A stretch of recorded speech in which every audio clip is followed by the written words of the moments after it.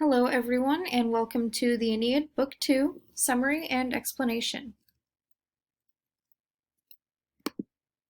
So we have a few names that we need to know for Book 2. First is Sinon, a Greek man that the Greeks left behind with the Trojan horse in order to trick the Trojans. Laocoon, a priest of Neptune who speaks against the Trojan horse. He is killed by snakes. Hector, a prince of Troy, the greatest fighter and leader of the Trojans, and he was killed by Achilles earlier in the Trojan War. Next we have Priam, the king of Troy, and Helen, also known as the face that launched 1,000 ships. Her abduction was the cause of the Trojan War. We have Anchises, Aeneas' father, and Creusa, Aeneas' first wife, mother of Ascanius. So Aeneas narrates the fall of Troy. That is essentially the summary in one sentence of this book of the Aeneid. So we left off in Book 1 during a large feast at Dido's palace, and Dido has asked Aeneas to tell her his story. Thus Aeneas begins his narration of the fall of Troy. So it all starts with the Trojan horse, very famous, very popular. Aeneas begins his tale from the moment that a giant wooden horse was spotted outside the city gates, and the Greeks, who had been besieging their walls for 10 years, are nowhere to be found. So the appearance of the horse sparks debate amongst the Trojans. Many Trojans see the horse as a gift, perhaps a peace offering, but Laocoon speaks out to the Trojans saying that the horse must be a trick. Maybe there are even men hidden inside it. We have a very famous quote from Laocoon here. "I fear the Greeks, even those bearing gifts." So we see that Laocoon has really figured it out, and he's trying to tell all of the Trojans there are clearly men hiding inside this giant horse. This is ridiculous. Don't trust the Greeks. Don't trust the horse. And so far the Trojans, they're just ignoring Laocoon. They say, "Oh, you're crazy," but they're also not totally convinced to bring the horse into the city yet. So next, the Trojans find Sinon, who convinces the Trojans further that the horse is a good thing and not a trick. So the Trojans find one Greek who has been left behind, Sinon, but little do they know that Sinon was purposefully planted there to deliver treacherous words to the Trojans. He tells them that the Greeks attempted to make Sinon a human sacrifice in order to have good weather for sailing home, but he secretly escaped death and was left behind. Sinon then explains that the Trojan horse, he says that the Greeks angered Athena by stealing the Palladium, and so the horse was built to appease the goddess. Sinon also says that the horse is too big for the gates, not to be hauled inside the city. This seems like a challenge to the Trojans, perhaps some reverse psychology by Sinon. So he's basically saying they built it so big that you can't get it inside your gates. Now what are the Trojans going to say to that? "Oh, watch us. Yes, we can." So something to note here is up here, Sinon claims he was a human sacrifice.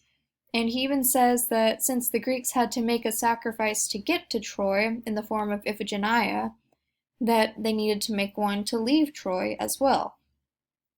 And now he also says down here that, and this is all a lie, what he's saying. He's making this up to convince the Trojans that the horse is a gift, that the Greeks are really gone. But of course, as we know, this is not true. So he also says that the Greeks angered Athena by stealing the Palladium. The Palladium was a large cult statue to Athena, and so since they stole it and disrespected it, he says Athena was angry and that the horse was an offering to appease the goddess. But as we know, this was not true. The horse is a trick. Next, we have the death of Laocoon, and then the Trojans bringing in the horse. So Laocoon, a priest of Neptune, was making a sacrifice of a bull, and then suddenly these huge snakes, like these dracones, these angues, these serpents, they come slithering from the ocean all the way up to Troy, and they seek out Laocoon's sons. And Laocoon himself comes to try and rescue his sons, but he's too late and the snakes are too big and powerful, and the snakes kill Laocoon and his sons. And the Trojans interpret this as divine punishment. They say that Laocoon spoke against the Trojan horse, and he even struck the horse with a spear, So the gods killed him for defiling the sacred horse. Of course, we know this was not true. This was likely done by the gods. The snake thing was done by the gods to make the Trojans think, oh yeah, Laocoon had this punishment. We should bring in the horse and not listen to anything he says. He's clearly hated by the gods, because now the gods are on the side of the Greeks. And so the Trojans are finally convinced by this, and they set out to bring the horse into the city with much celebration. And that night, the Greeks come out of the horse and initiate the sack of Troy. Chaos ensues, and we see the fall of Troy from the perspective of Aeneas. Now, Aeneas during the sack of Troy. Aeneas is woken up in the night after the ghost of Hector appears to him in a dream. Hector tells Aeneas that he must take the sacred relics of Troy and flee. Aeneas then begins to witness the carnage of Troy. So he's woken up, he sees the fires, the flames, the death, the destruction everywhere. He gathers some companions and tries to fight, planning to fight until his death, but this is not his fate. And Aeneas witnesses the death of King Priam.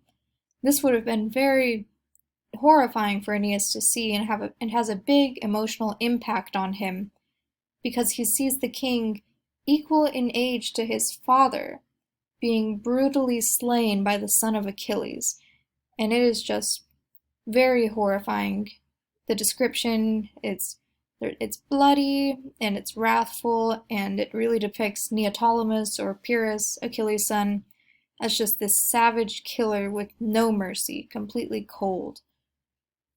And so Aeneas witnesses this, and he's panicking, and then he sees Helen, and he's got all this rage, this emotion, he's just filled up with emotion, and all this anger goes towards Helen, because he sees her as the cause of the war. So whenever she is in his line of sight, he immediately thinks, oh, I've got to kill her. There's no way this woman is going to live while all of my friends are dying, while I'm probably going to die, and while she is the reason that my homeland is falling. But then Venus restrains him and tells him to flee, and she points out that Troy is truly being destroyed by the gods, not mortals. So she's pointing out to Aeneas, you can't blame Helen. You can't say that she's the cause of the war. You can't say that Paris, the man who took her, is the cause of the war either. Because it is the gods now who have turned to the side of the Greeks and are destroying the city, not mortals.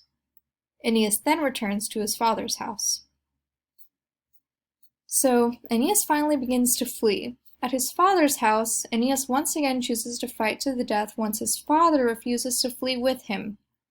However, two divine signs convince Anchises to flee with Aeneas, and so Aeneas chooses not to fight to the death anymore, but rather flee with his family. Thus Aeneas, Anchises, Ascanius, and Creusa rush from the city. However, Creusa was walking behind Aeneas and ends up disappearing. So when Aeneas realizes that Creusa is missing, he rushes back into the city to search for her.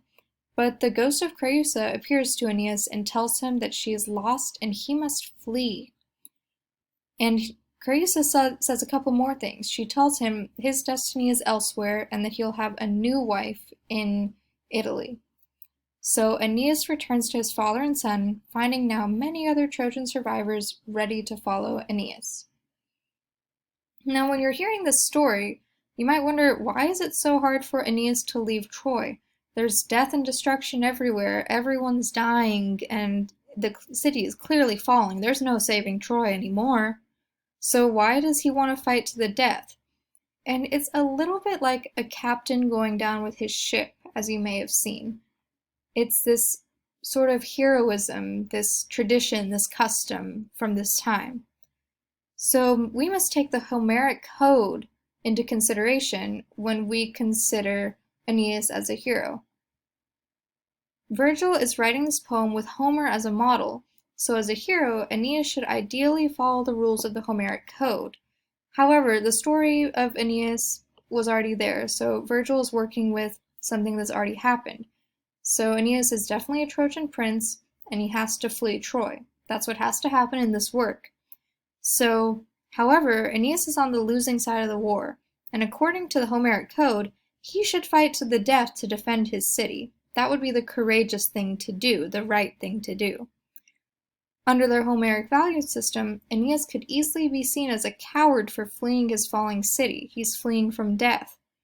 However, Virgil attempts to prevent his hero from appearing as a coward by making it clear that Aeneas' greatest desire at this point is to die fighting at Troy. But he cannot follow this desire since the gods and Pietas forbid it. In fact, it took 3 supernatural interventions to make Aeneas finally give up his desire to flee the death and flee instead. To fight to the death and flee instead. So basically, if it were up to Aeneas, he would have done what was right by the Homeric code. He would have fought and fought and fought to defend his city until he died. He would not have run from the battle, run from death. That would not have been what Aeneas would have done. But the gods and the value of pietas, or devotion to the gods, essentially made it impossible for him to flee, and it ended up not really being his choice in the end.